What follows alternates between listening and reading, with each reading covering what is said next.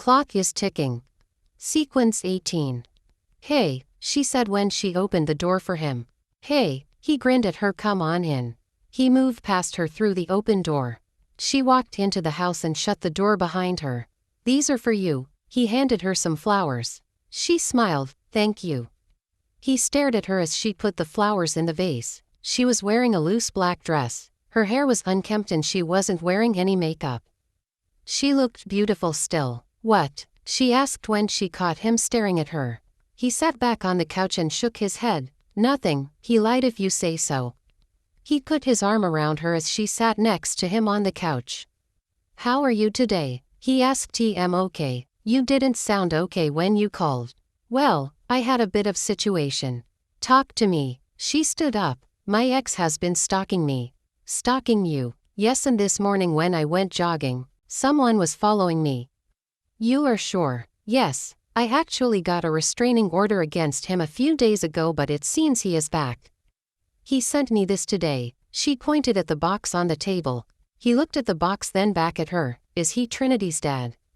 No, she said. I think he is close by because he even mentioned you. He is a psycho. Yes, he is. I wish Mom can see him for who he really is. She keeps pushing him to marry me. Your mom wants you to marry such a man. Why?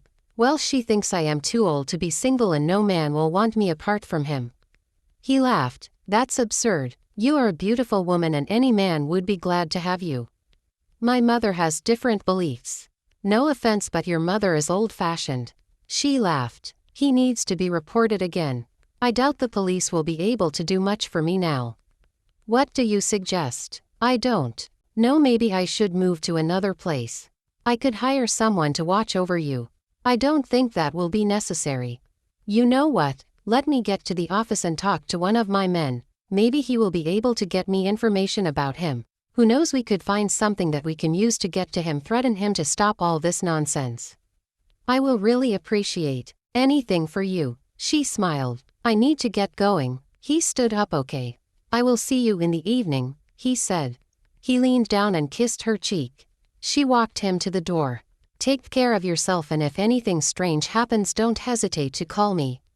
I will. Least I forget, where is Trinny? She is probably playing some games with Tess. I got carried away, I forgot to ask about her. She laughed. My beauty distracted you, I guess. You can say that again. Silly. I gotta go now. See you. She waved at him and shut the door behind him. Ashe made his way towards his car. Chard had suddenly felt like he was being watched. He quickly looked behind him. He saw nothing there. He shook the uncomfortable feeling from his head and got into his car before driving off. Asterisk. Mummy. Trinny called. Tsup baby. Why didn't I go to school today? Am I sick? Mattie laughed. What make you think you are sick, baby? Because the teacher said you can only miss school when you are sick. Well, you aren't sick, baby. And Mummy is sick. Sorry. You will be fine soon, okay? Okay. She leaned in and kissed her mother on her forehead, then she whispered, I love you, Mummy. I love you more than life itself, my butterfly. She responded after that. Trinny ran off to the kitchen to get Mattie some juice. Mattie smiled. She was grateful to God for giving her Trinny. Her little human was everything to her. No matter how dark her tunnel got, Trinny would always light it up. A loud knock at the door startled her out of her trance. She walked towards the door and opened it, only to find her mother on the other side. Mother, she gasped in surprise. Aren't you going to ask me in? Come in. She stepped aside and allowed her to walk in. She closed the door afterwards. Mattie's mother looked round the room, reviewing the photos on the wall. She shook her head and sat down. Can I get you anything to drink? This isn't a social visit, please sit down, she commanded. She sat down on the couch across from hers. So I heard you got Thomas a restraining order.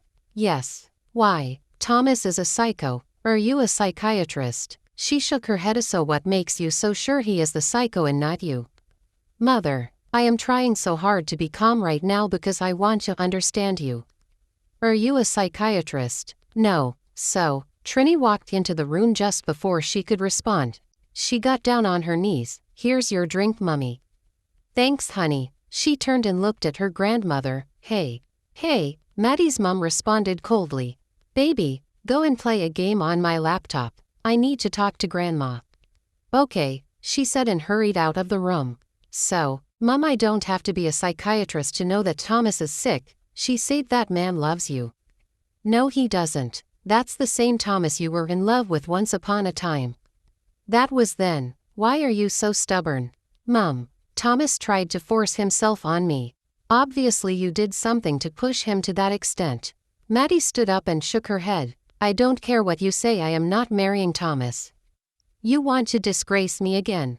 No, then you must marry him. I am sorry, I will do no such thing. Mattie, fine, she stood up. You don't want to marry Thomas. I won't force you, but you have 30 days to find yourself a husband or else all hell will break loose. You can't be serious. I am serious. You will have to get married before your 35th birthday whether you like it or not.